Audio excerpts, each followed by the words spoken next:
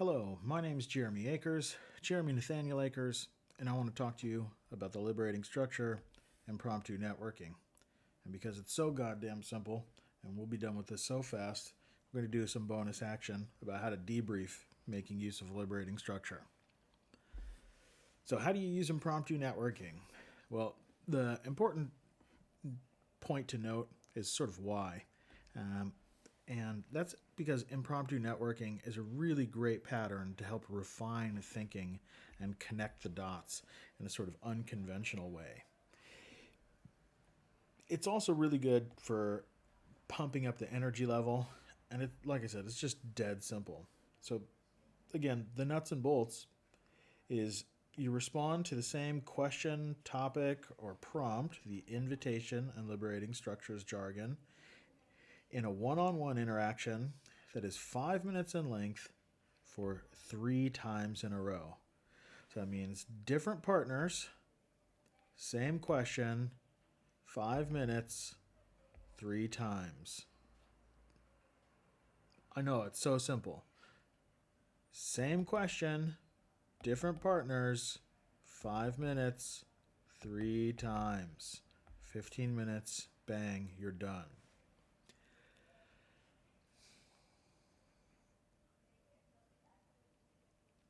By repeating your response 3 times, you get this refinement, right?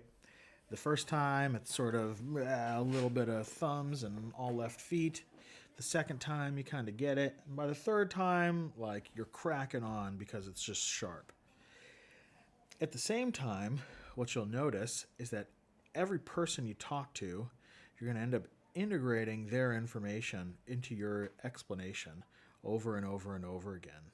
That's why I mentioned this notion of connecting the dots. So by the time you're to your third explanation, not only is it super sharp, but it's included these 2 other people that you've talked to. Some meaningful amount of their information is in there. Now, after I use a liberating structure, especially for the first time in a new context, it's really, really, really awesome to debrief that pattern. And debriefing that pattern is something that we do in liberating structure user groups, the sort of open door practice sessions that you can find on the liberating structures calendar. And it's also good to do that. You'll also find that in an immersion workshop type setting where we're trying to help people learn the structures explicitly. If you're using this structure in a new setting, it can be very handy to debrief the tool itself in order to anchor it. And we sort of do that in the form of a Q&A. And the 3 questions that I like to use to debrief a liberating structure is first and foremost, so what did using this pattern, how did interacting in this way with these questions in the middle, what did it make possible? What did it help us do that normally is super tricky and difficult? In the context of impromptu networking, what you might notice it makes possible is that, everybody gets to be heard. Everybody gets to get a word in edgewise. You get these small scale, high trust, high energy interactions. And, if you compare that to a meeting with, 5 or 10, 12 people, that energy is very different. So it makes a whole different spectrum of probabilities possible. And you'll notice the second question is the flip side of that. So what did interacting in this way help us to avoid?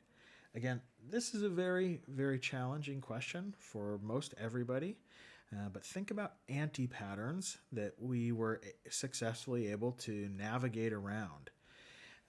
So again, for using impromptu networking, for an example, it helps us avoid, listening to one-person monologue.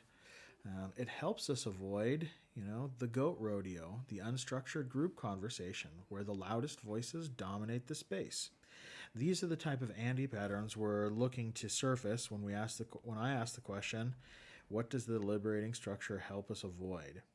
And last but not least, probably the most important question is, where could you use a pattern that makes these things possible and makes these things less probable in the future?